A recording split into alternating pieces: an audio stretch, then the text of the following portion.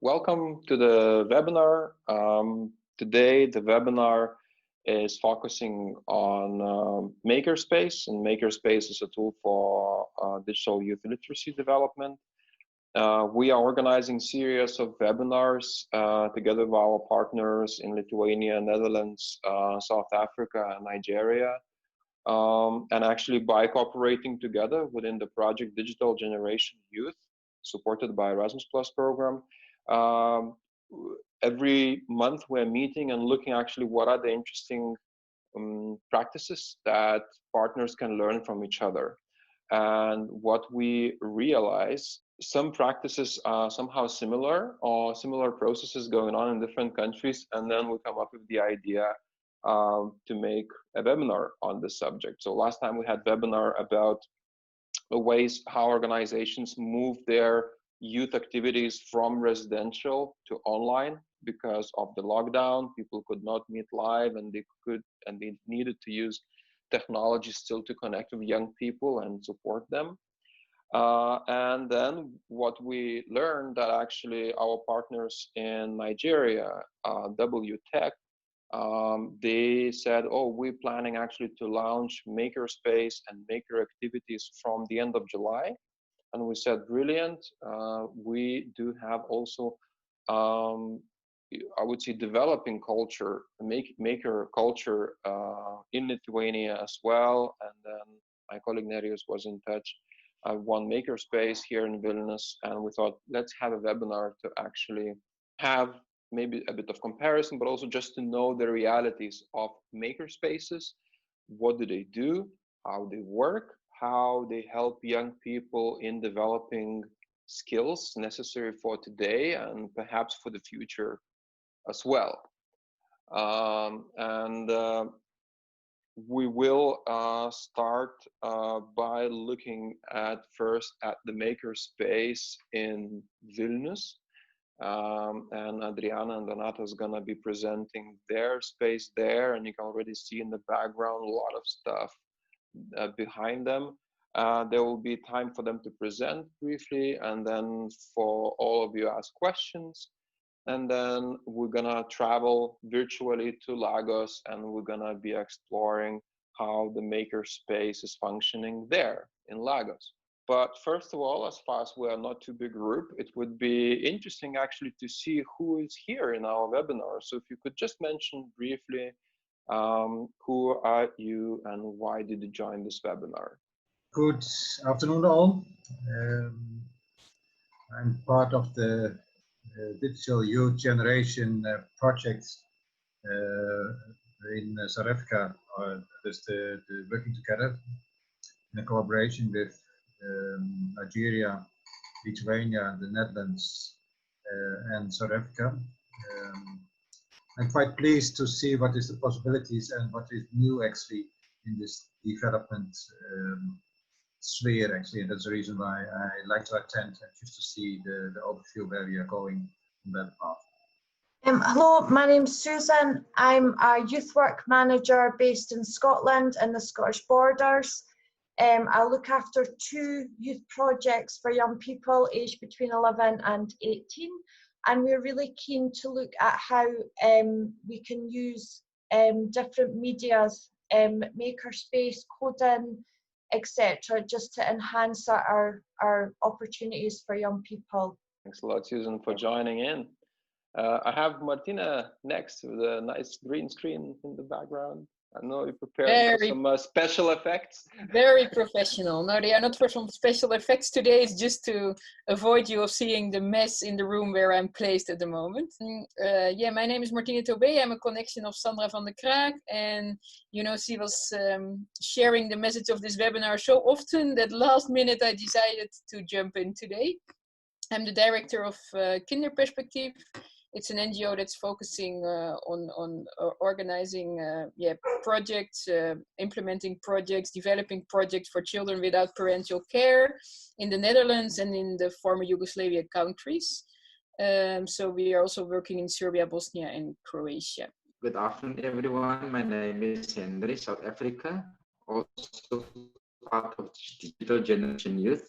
I'm here to support and also to learn from our partners what's happening in their countries. Thank you. Hi guys, my name is Simona. I'm working for the University of Westminster in the UK as Erasmus coordinator. And actually, we are planning to start a new Erasmus project, you know, and actually I've decided to join this project in order maybe to extend the partnership with you to enjoy the webinar. All right. Hi, this is Ore from W.TEC Women's Technology Empowerment Center in Lagos, Nigeria. And so we started a makerspace, but it's not a makerspace in the traditional form. It was meant to be. And I guess when Shadi starts her presentation, you'll hear what happened. COVID happened, basically. So yeah, so we're interested in finding out, just learning what other people are doing in terms of maker spaces. Good day, everyone. It's really good to be here and seeing your faces once again. Yes, as Aria rightly mentioned, we started our maker space this year. And when it's time for me, I'll just go on with my presentation, just to brief you about how it's been going. Thank you, and I appreciate it. I'm Nerijus from Vilnius Learning, and I'm one of the representatives of Nectarus, which is a partner for Digital Generation Youth. You can clearly hear my kid participating.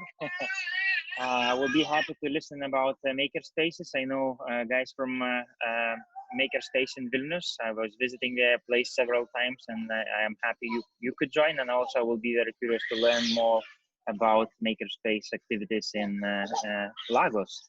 All right, thanks a lot. And actually, just to add that initially we planned a study visit in May, and study visit could not happen because of all the travel restrictions in place.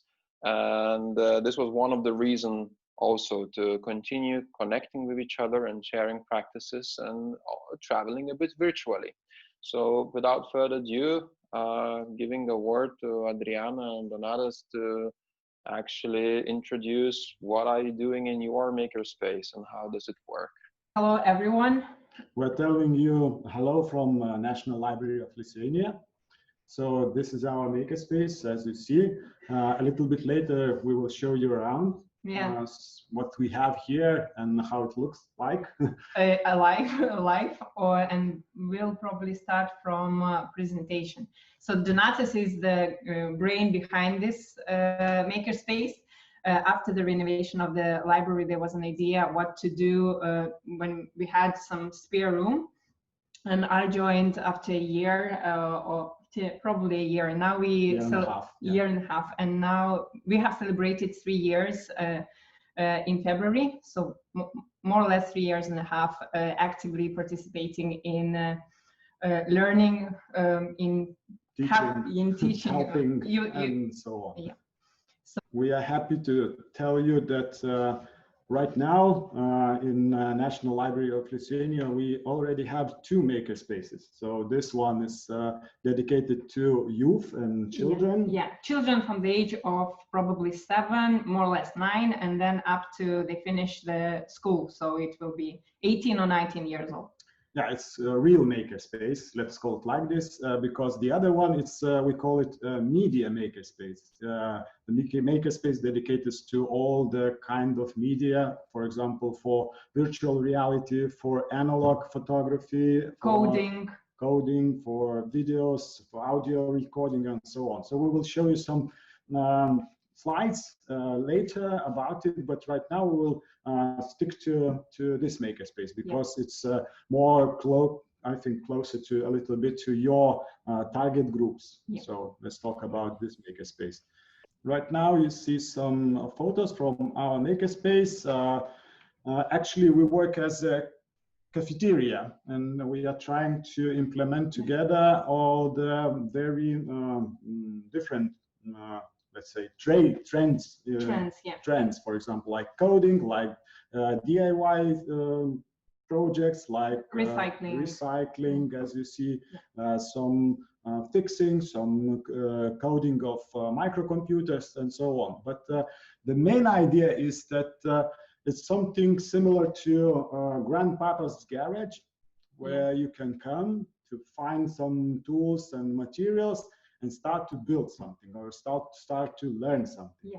Why we call it cafeteria, because we have tables, and basically there is no activities or workshops constantly going on. It's just a place where you can book a table, come in, and then start and create your own idea. So basically kids who are coming, they see the majority of instruments and then materials, and they tell us what they want. So they build their own path rather than following our pre-created ideas of what they have to do here. Yeah, that's the rule, let's say. Yeah. They have to come with their own idea, with their own goal, and if they don't have such a, so some parents or other adults should follow them and to just show them what to do, or to let's say, well, I would say we are more like guides rather than teachers, or so we are helping them, guiding them through the process, co-creating together with them rather than giving from the you need to do this and that. And it's a co-creative process. And that salad over there, it's the meaning is that everyone can bring what is left at home and what's not in use to bring us, and for us to make out of it. Later on, you will see that we use materials. We don't buy them in the shop. We reusing them. So basically, it's like a shelter, but not with dogs or cats. It's like a shelter where you can bring the old stuff, and we kind of collecting them, sorting them out, and then kids, they don't need something brand new to rebuild and learn certain skills. Definitely, we have to buy some materials, for example, for the 3D printer, for hot glue, some vinyl for the vinyl cutter, some material for the laser cutters. But we count that somewhere around 80% of our materials are already used. Yeah. So we are good for environment anyway. And it helps us actually to reduce the cost of this makerspace for the National Library of because we are in a budget organization, so we don't have unlimited access to. We all the time we are looking for someone who can come up and add some value or bring some interesting materials, but it's more or less voluntarily they come in and they bring when they know that their kids are coming here and using all this stuff. So on the picture you will see that in almost like 3.5 years time, now it's first line, let's say, that's the adults. Yeah. The second line, that's our visitors, children. Yeah. And the last one, it's groups. So that's how many group activities we have managed to do here in Makerspace. As you see on the presentation, the group activities, so that's how we trying to invite kids to and figure out about that place. We invite schools. And that's how not all of them come back and use the makerspace, but at least 1 or 2 really eager to learn and construct something come back. One of our marketing tools, just to bring them back. So we are doing those events with the classes just to tell children that, hey, you see, that's the place where you can come and do something very nice or learn something. So it's some kind of advertising. Yeah, and it's they're coming from all over Lithuania. So sometimes from different parts of Lithuania, teachers are contacting us. We are coming for the excursion, for guide tour. What can we do else in the library? So we bring them, we show them, and then we hope that they will bring this idea of a makerspace back home to their town, and maybe they get some ideas what to do in their schools or libraries. But usually that's the place for the individual work, for just children to come in small groups of friends or with families, just to build something. And we are using all kind of the tools. Some of them are classic ones, some of them are quite brand new, or like a laser cutter or 3D printer. But it's everything for them to use and to actually to explore, to find what's inside the TV or the main rule is when they are disassembling something like old-fashioned, they have to sort it out. So all these wires, all these buttons, they all nuts and bolts. Yes, they all come into their own place. Yeah.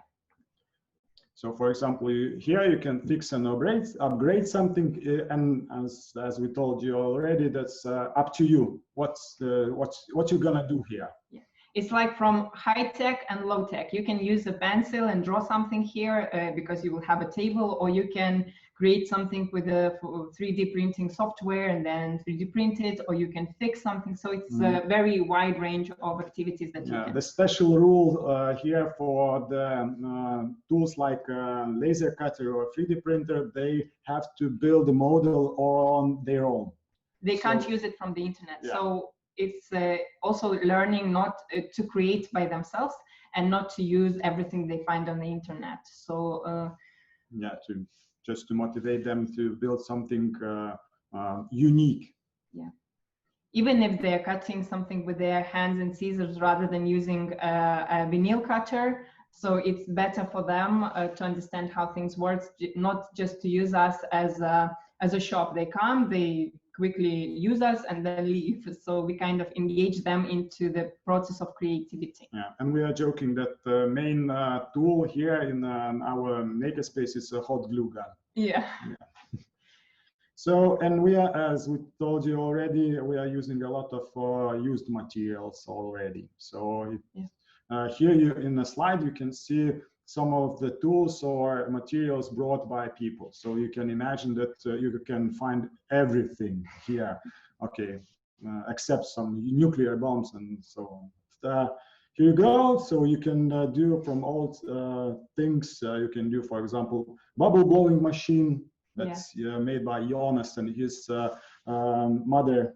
So there are, these are only a few examples, but it's, you can imagine we already got to 12,000. Yes, 12,000, I would say not unique users, but unique products. So every day, sometimes it's roughly, sometimes they come and during the day they can make 5 different things, or sometimes they can work for 2 weeks on one project. So we have some storage there that they can leave their project for a month and then work on it. It could be from school idea, it could be something they need to do at school, or it can be just as a present for their loved ones. And of course we have some new technologies we call the we do some Mindstorm robotics, some Arduino microcomputers or microcontrollers, on some. And in every country, you can find some courses where you can pay for someone to teach your child, but we are offering them a free opportunity to come and learn by themselves. So, by the way, we haven't mentioned that our makerspace is absolutely free of charge. So they come and they can stay and build and work on everything for free. There's no charge for that. So yeah. So we have a very nice story that we do constructor robotic kit. There is a small guy, 3.5 years old. He comes with his mom. Yeah, and he's a tiny boy that already starts on building different stuff. He was too young for the robotics school, but here he's fine. Yeah, so we are actually open for them to come. Yeah. So using those tools, you can learn a lot of, for example, to write your first code. And we are here actually to, sometimes we are here just to teach them because we know more about some things than they know. But usually we are learning with them together. Yeah. And we are looking for the information, for the solutions on the internet when we are not able actually to answer their questions or to help them find out, because they can use, we have computers for them, tablets, they use them better than I do and they know, and usually I ask them to tell me something that they like. So they start from something they already know, and then we can build on and go deeper. And sometimes I am the one who is challenging them because they already done something, and because they don't want to do something new, they just, so I would go and challenge them to do something more difficult. So the makerspace here in National Library is based on some grounding pillars. There are some special rules. There are not a lot. For example, some 6 or 5 main rules for the children, and probably you will see those rules. You will hear those rules on a movie. Yeah, we have 2 movies, but after all, you can watch them by yourself, as we decided. So one of the grounding pillar is to adjust to the needs of our visitors. So for example, our working hours, you can see we work 7 days per week from midday till the ending hours of the library, till working hours finish. So it's 12 to 9. So they come after school, and before about 10 o'clock we have time for group activities. So and on the wall they can see our pictures, just to actually vanish the barrier of just asking questions, because if they don't know our names, they can have a look and right away they know what to call and to whom address. Yeah. Of course, we are very glad to invite all adults to work with our kids, for them to learn something more from elders. Yeah. Next one. So basically, we have clear rules. So everyone, they're not paying for the space and materials, but what we call a payment is to be clean and tidy and neat. So after their work, doesn't matter how messy they are, they have to clean the space after them and think of those who come after them. So the table should be left as they found it. And the materials should be recycled, whatever is leftovers. So basically, they need to help us in maintaining the space. Yeah, so, and we are there to help them, but sometimes to be strict and tell them that they have to be tidy. Yes. Other rule is to make everything as transparent as possible. So all the materials that they allowed to use, yeah. They are put in plastic boxes, transparent plastic boxes, and that's the only one rule where they can find those materials. Yeah. If it's in a plastic box, you can use it without question. Yeah. Another one is to actually our makerspace is built in such a way to allow transform it as quick as possible. For example, we will show you after. Our electric cables, they are coming from the ceiling. Ceilings, they're adjustable.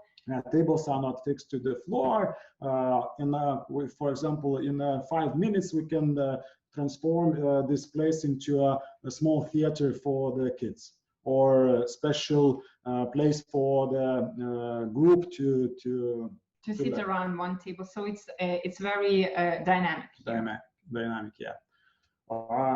How we survive? That's the main question. Where we get money from? So we have our own. We have deposits. So every bottle, every special plastic bottle is, as we call it, deposit. So you get 10 euro cents after bringing it back to the shop. So we have 5 or 4 places in the National Library. Just collect those bottles. And after that, we have a little money just to buy some hot glue or other materials, those liquid materials. And also we have a donation box. Yeah. Just for some people to show the appreciation and to put a little money in a box. Sometimes those money are not so little. Yeah. So that's the way. And the other rule is the grounding pillar is to have fun. Yeah. To have fun with the kids, or just let them have fun. But it's not about running around, screaming, and so on. Yeah, it's not a playground, but they need to enjoy the process of creativity. So we are not teachers that they need to make something perfect, but in a way they need to enjoy and feel safe. So we are creating the space where they can unleash their creativity in the way they want. Yeah. So, and for the National Library, it's really a good way to find some more partnership ways to partnershiping. Yeah. Yeah. And so, because it's a very unusual field of work for the National Library, so and they are really glad, and the administration as very supportive. Let us to open the only the other one makerspace, just only because this one made such an influence to the other libraries and to people. Yeah, so we are bringing new type of visitor into the library, so we are kind of a bridge between old idea of what library is and digital age that we are all living in. And the library is expanding their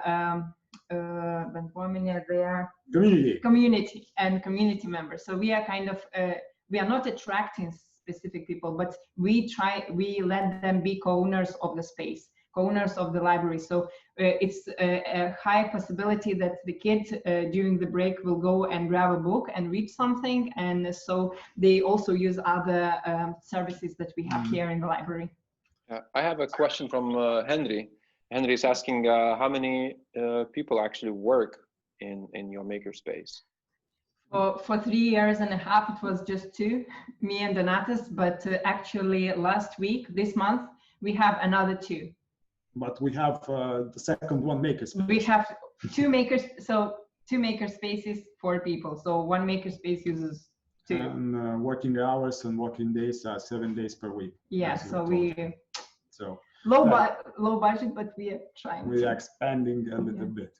So the other makerspace is digital. Yeah, for digital makerspace, or let's say like this, but we have some analogical too. Yeah. So for media, the rules, the ideas, the principles are the same. For example, in this makerspace, we are using a lot of equipment donated by our partners. For example, very old electronical recycling center, something like that. Yeah, the partners, they gave us, for example, let's say some old-fashioned audio recording equipment, some this one is good. Yeah, the old one, video projector, film projector for the 18 millimeters. So this makerspace is dedicated for the people of conscious age. We're telling conscious age, yeah. Conscious age, because at 11 years old.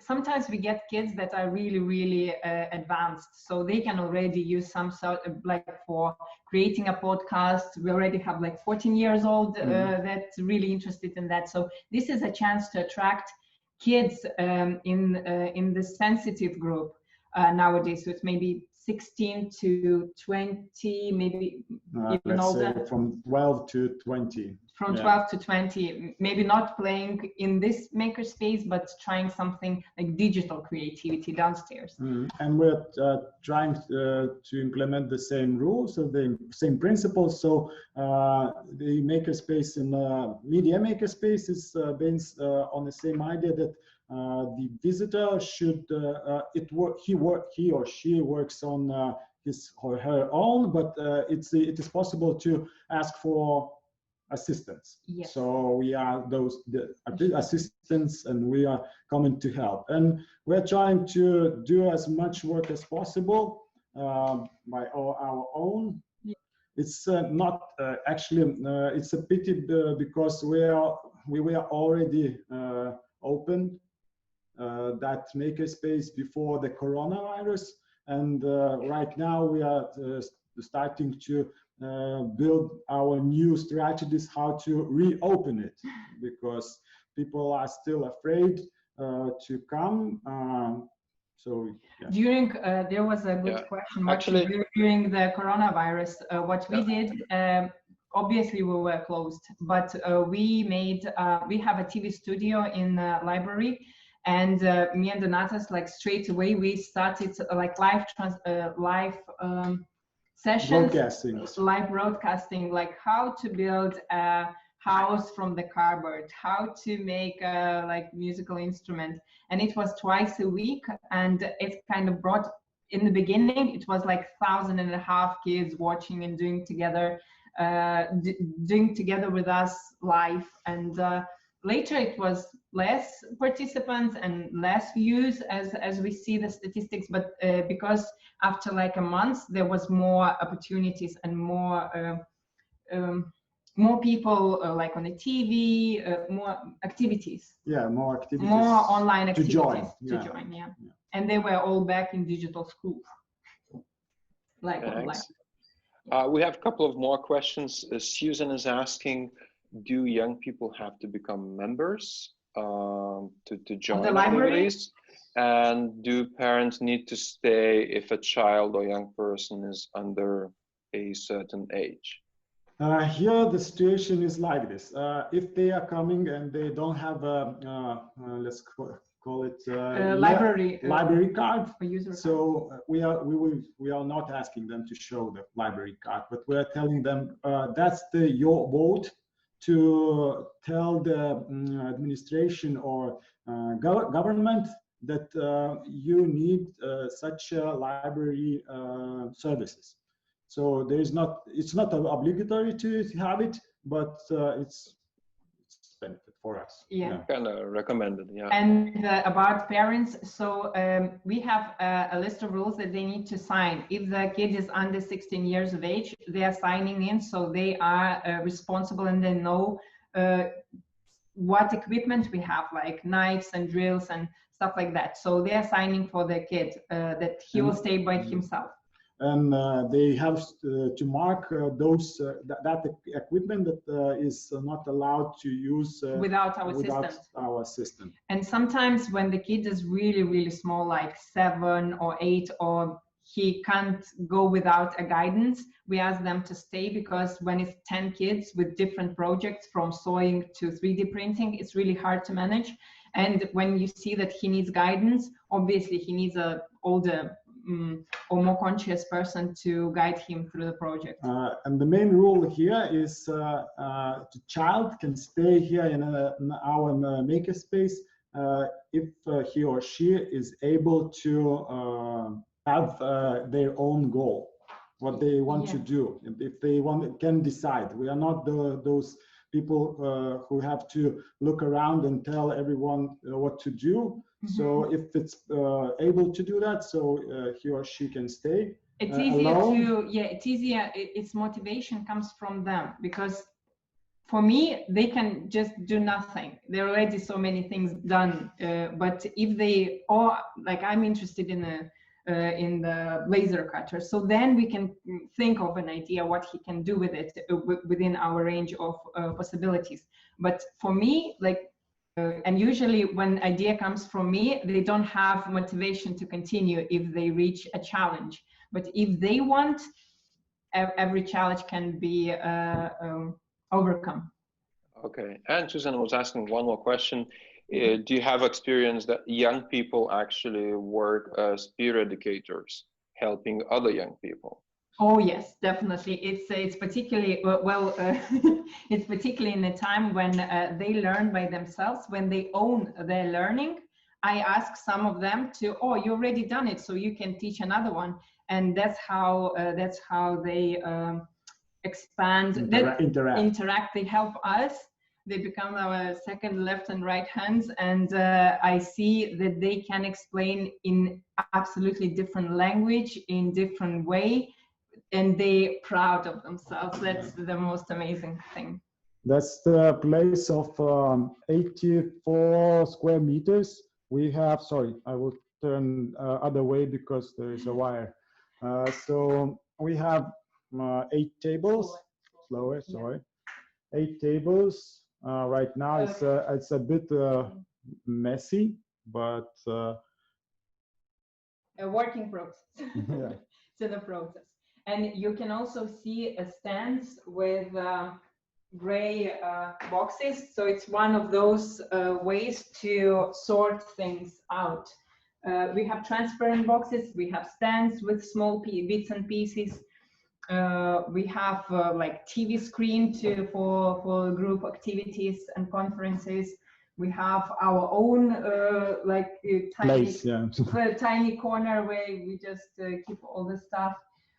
We have like decoration and sewing corner. We have this is one of the most popular equipment. Is like thermopress to do prints on the t-shirts. T-shirts, yeah, like a part of design decorative activity for kids. Our laser cutter, it's a cheap one, Chinese one, but it works for us. It's one of the most popular, as we know. It's enough for us because the main idea is just to show the child the technology and to make it as simple as possible for them to understand. That's the idea. For example, we have a vinyl cutter. You can do some prints on the t-shirts with a vinyl cutter, but you can make it by your hands, and you have the same result. So it's always about like this.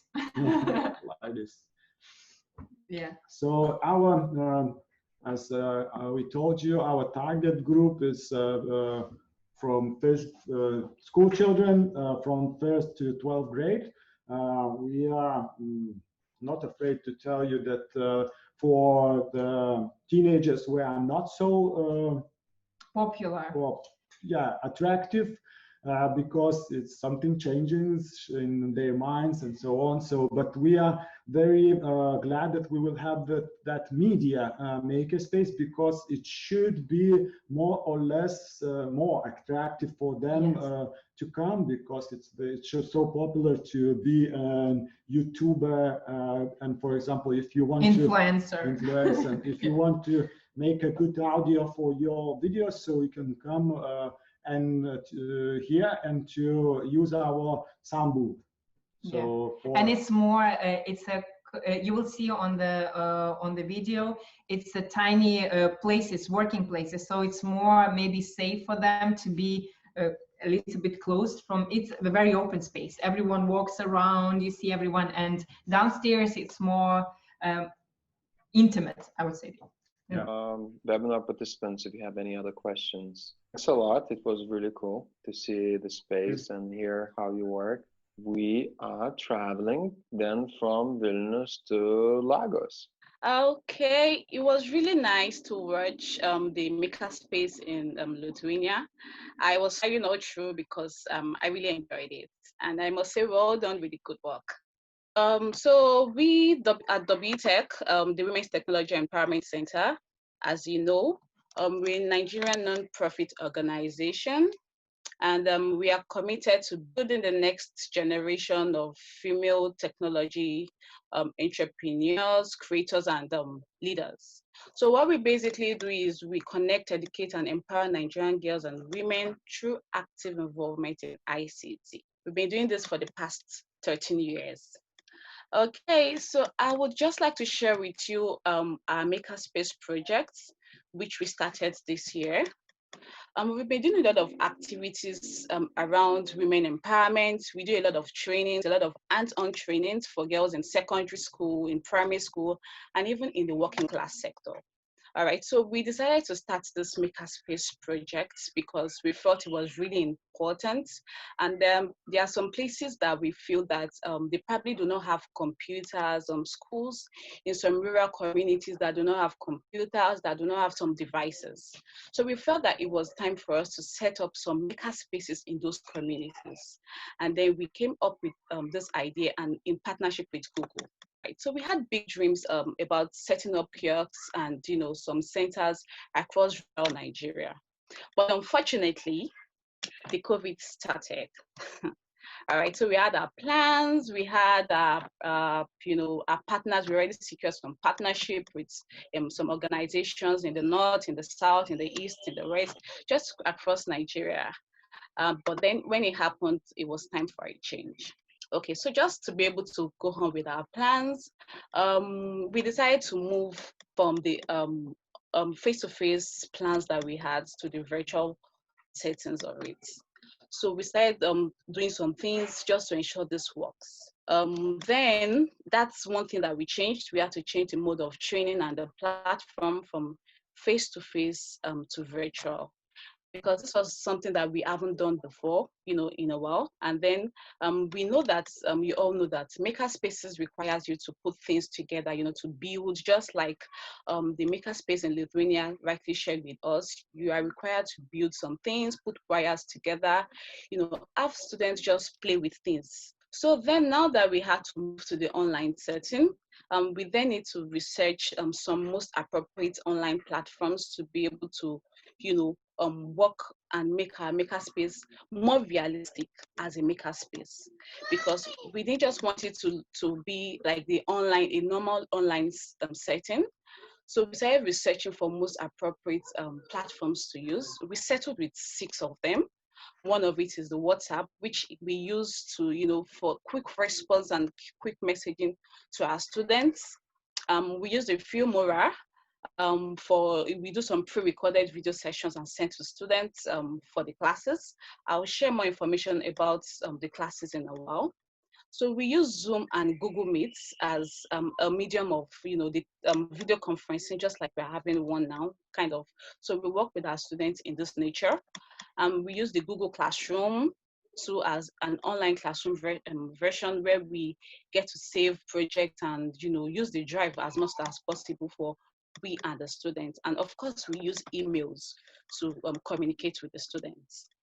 So like I rightly mentioned earlier, we plan to move to rural Nigeria and have set up some kiosks and some containers thereabouts, and provide some electricity and some things that would make those spaces work so well.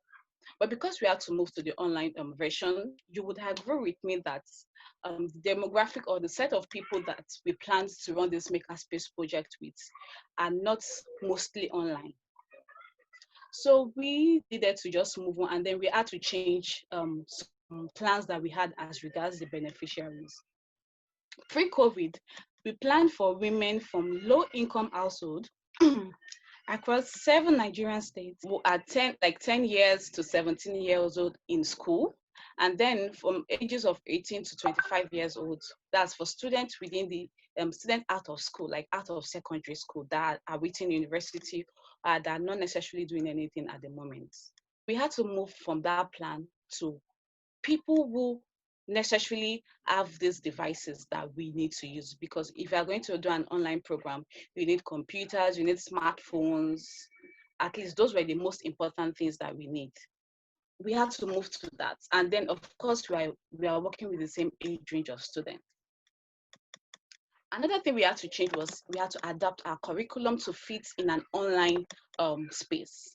Pre-COVID, we had plans of doing the electronics and digital circuit. We had plans of doing mechatronics. Those two, you need to bring together wires, you need to connect.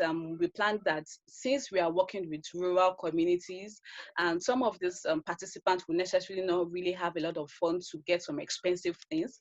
So we planned that they would get some cardboards, planks, things that they can easily get within their environment, so that even after our programs, they can continue to be innovative and explore more with technology.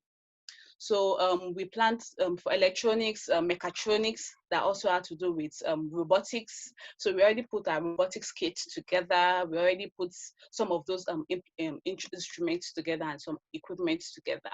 We planned for problem solving and market research, because once we are through with teaching them all of those tools, we wanted them to make it more practical, so that it could even sell some of their products and be more important and useful to themselves, and also presentation skills. But then because of COVID, and we couldn't do all of these things online, because even though we are teaching them online, they might not have those things with them there.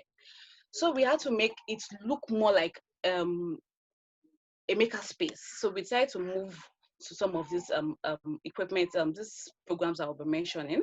So we decided to do like web design. You know, web design requires you to also build websites. We decided to go with 3D modeling, problem solving and market research, of course, and also video marketing and presentation skills. We know that these are not necessarily things that you would use your hands to do, but you are building things, and we try as much as possible to make it look like reality for them, so they could relate it to their day-to-day activity. Okay, so we had to revise our research instruments too, to fit into an online setting. So we started asking them some questions that are not necessarily things that they will be able to answer if they were to be with us face to face. And we had to, you know, revise the curriculum to look like the programs that we decided to go with. Then we put all of these things together, and then we started putting up our curriculum, together our curriculum, because we already had our plans of our curriculum before. So we started putting all the curriculums together and make it more practical and realistic for them. And then it was time for us to start the program. That was in May. That was in May, yes. And then just before we started the program, we felt that it was important for us to test out some of those things that we had, you know, put together, because it wasn't things that we've done on a normal day. So we decided to do a teaser class first, just to set a pace before the main program starts. So the teaser class was there for the students to be excited, or students all over the globe to be excited about the program, all over Nigeria rather, to be excited about the program, and for us to see if those things that we had already put in place was actually going to look really great. And then we were really happy with the results, and we decided to move on. We recruited girls online.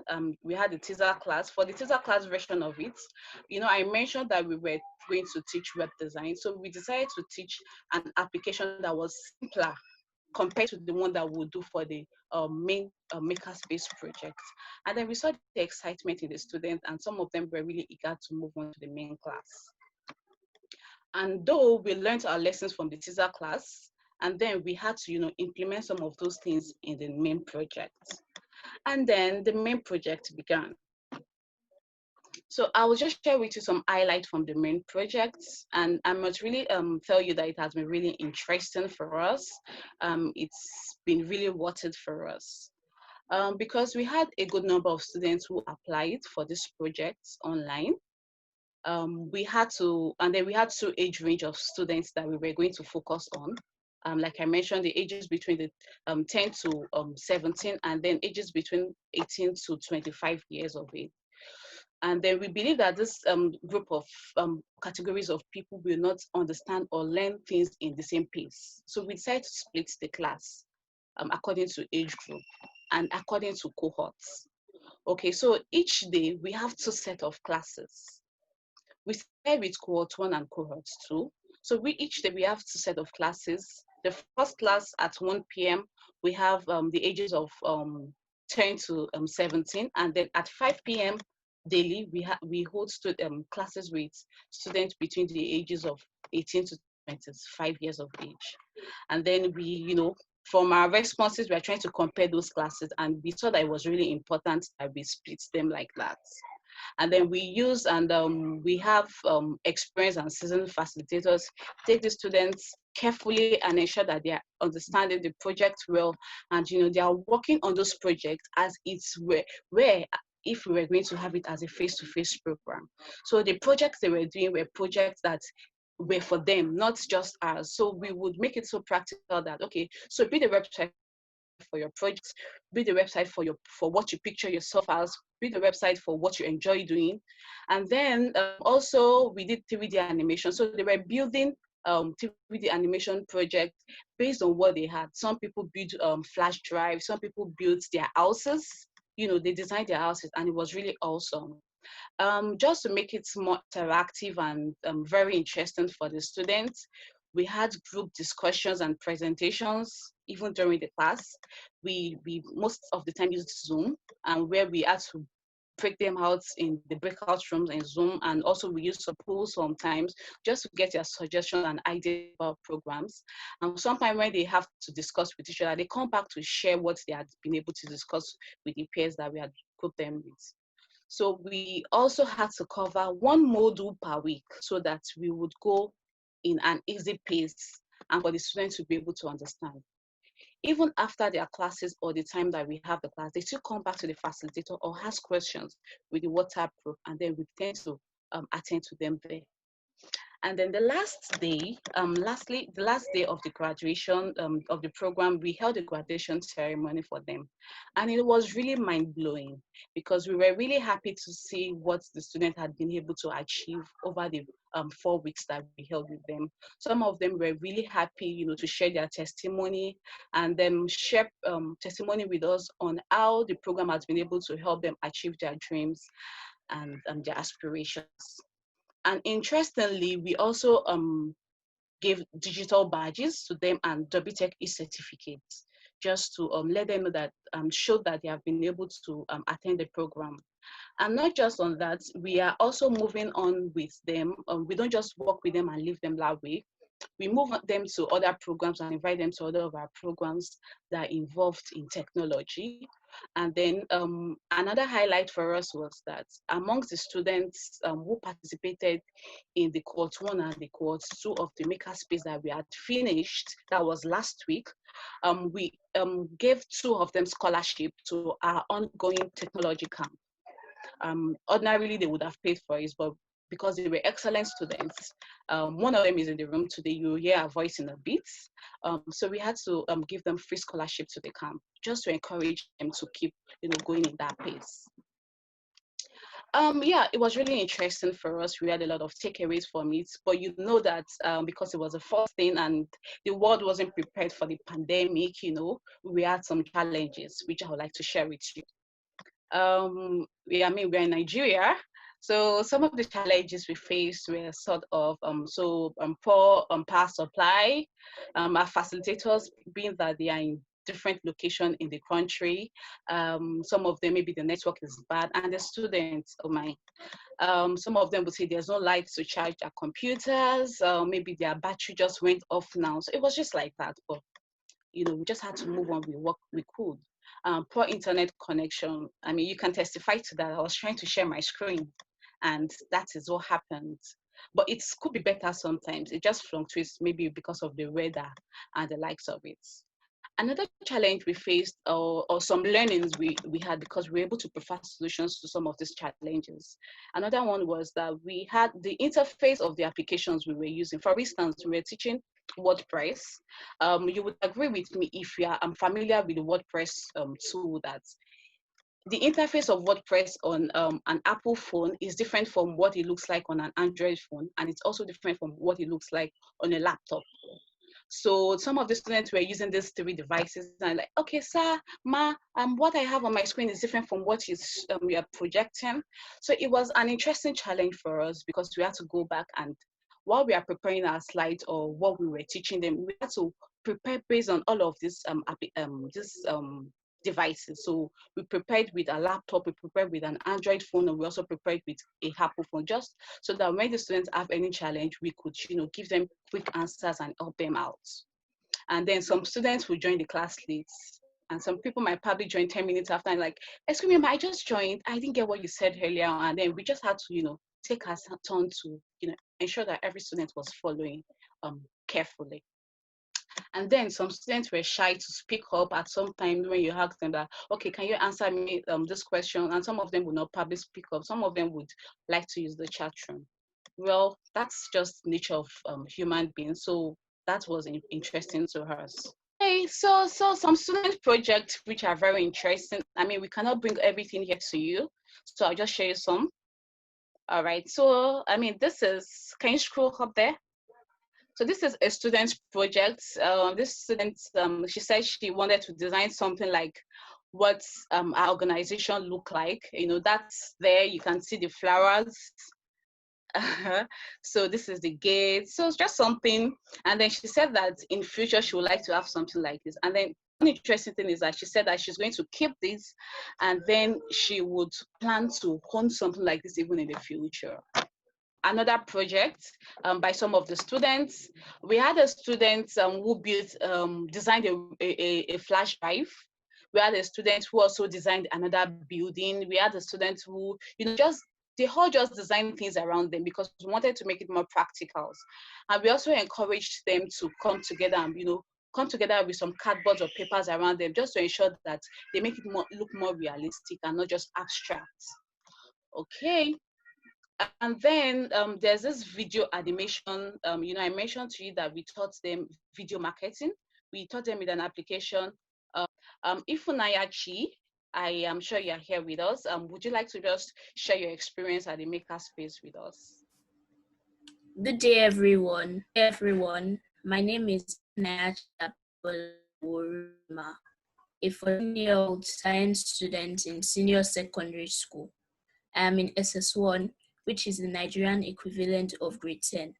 I joined cohort 2 of the W.TEC MakeHer Space Programme in June, and I had a wonderful time during the program. Each class was very interactive and interesting. The teachers made sure to carry everyone along. They were also available to answer questions outside the class. My learning experience from the program made me realize how easy it is to make a website and use other tools to promote a business. I learned how to make a website using WordPress, 3D modeling using 3D.io, and making videos using Animoto. Prior to the program, my mom had a discussion with me about ways that I can sustain myself in university based on my interests and skills. She mentioned starting a website making business because of my interest in programming and creating things. I then developed an interest in starting a website making business, but did not know how. Now, I can start the website making business that I had wanted to. All right, thank you, Ifunanya. All right, thank you to her. It was really great to hear your testimony. That was Ifunanya. I'm sure you heard that she's 14-year-old, and I'm really inspired, and we at W.TEC are really happy that she enjoyed the program, and then she is one of the scholarship people that we gave the scholarship to even after the program. Remember, I said that at the graduation ceremony, we had to award scholarship to some of the girls to our technology camp that we are currently running. So she's learning more things in technology, also web design, film production.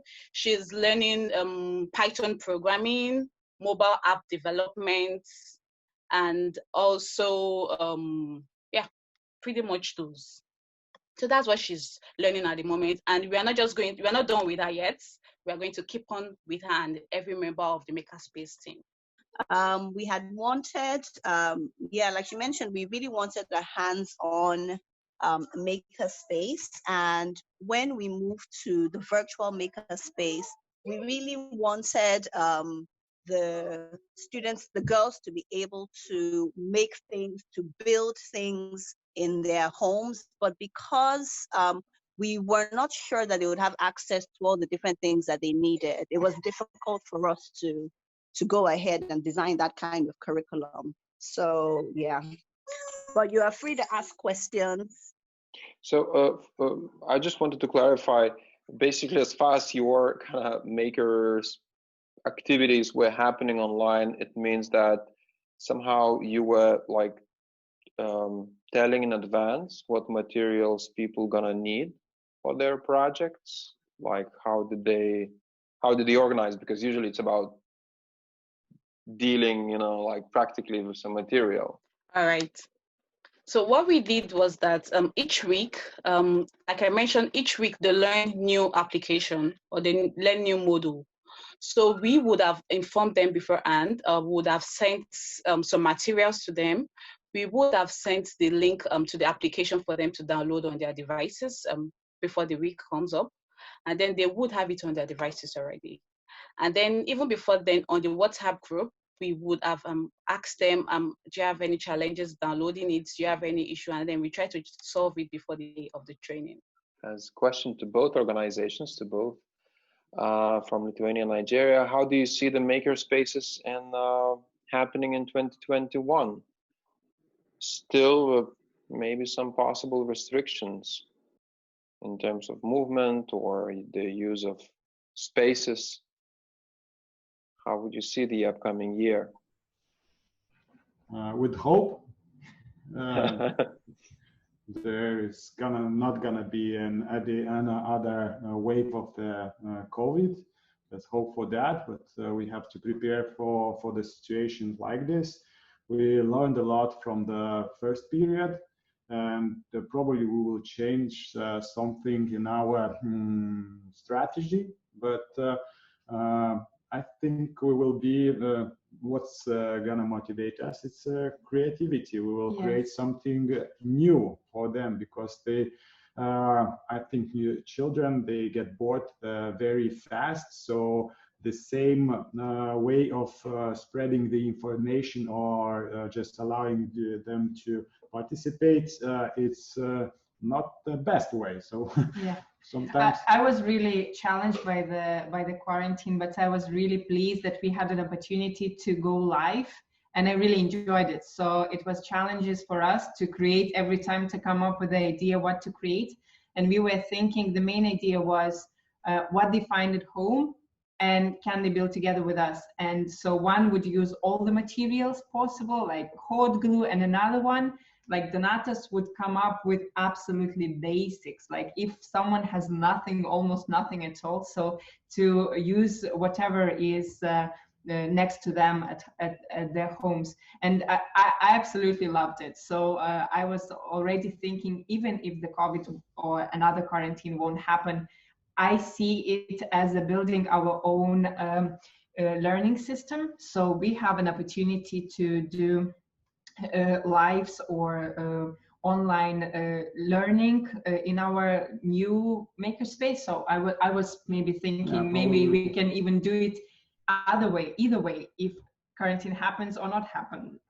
So yeah, it's probably the main idea that yeah, all the two organizations, we are quite different, because we don't even have a list of our visitors, any emails or other things. They come and go. So for us, it's a little bit more difficult to catch them online. So we have to use other tools and other strategies for that. But the good thing is we are in the National Library, so the net of the followers on Facebook of the National Library is very broad, so it helps us.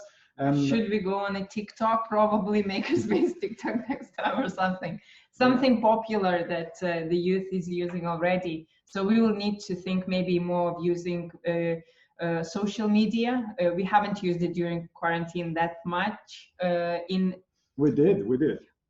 But in a very conservative way, not in a way the youth would. It was a hard period for us, because every week we had to come with the two very new broadcastings. So you have to prepare the material, you have to prepare what else? Everything. Slides and so on. And you have to make it yourself like 2 times to make sure it's working. And you have only 3 days for that, and you have to even think about what they have at their home or what they don't. So it was hard, but I think it comes with the challenges, and what else can you actually motivate more?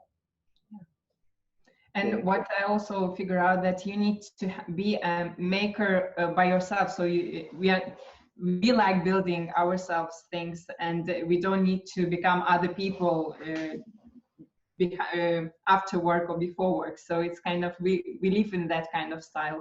So it's not easy, but it's easier to be motivated to grow this business. Non-governmental business, something like that. Thank you. Thank you.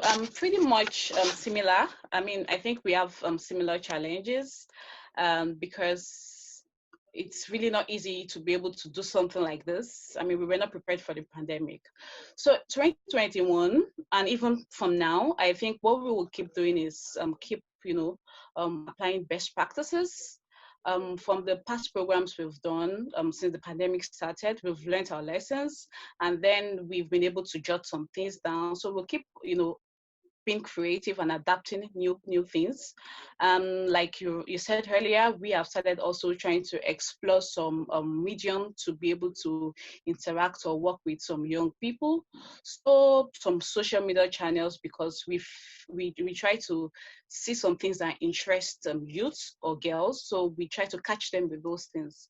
So we are trying to implement some of those things and putting in some best practices and working with the lessons learned, and just doing some awesome things in that space. I don't know if I would like to add something to that.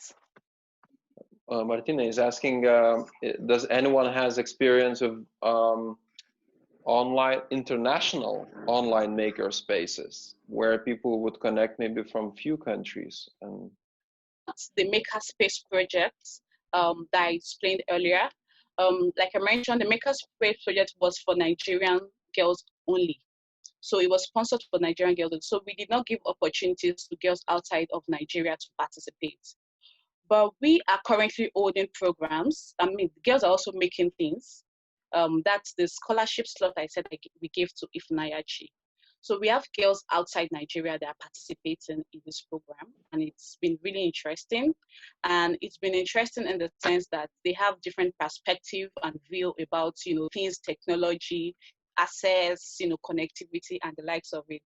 So their experience, sometimes we get them to, share with some of the Nigerian girls.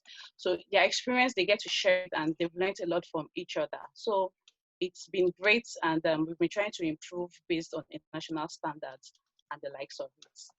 And currently also, apart from the program, which is the camp that we're running for the girls in secondary school, that's the ages of 11 to 17, we are also working with younger kids, that's between the ages of 5 to 10-year-old. We are also doing something with them. They are learning technology online. So we have students or pupils from across the globe, from Europe, most importantly. Most of them are from Europe, and they are working with the Nigerian students to learn this. And they are building games, video games with Roblox. They are doing Scratch. They are doing video production, and Kodu. That's also a game design application, and it's been really exciting for them. So don't see other questions. Susan also asked me privately if there are any other upcoming programs or online webinars to find out more, especially things linked to media education. Within the project of Digital Generation Youth, we do have a plan to run more webinars, more sessions.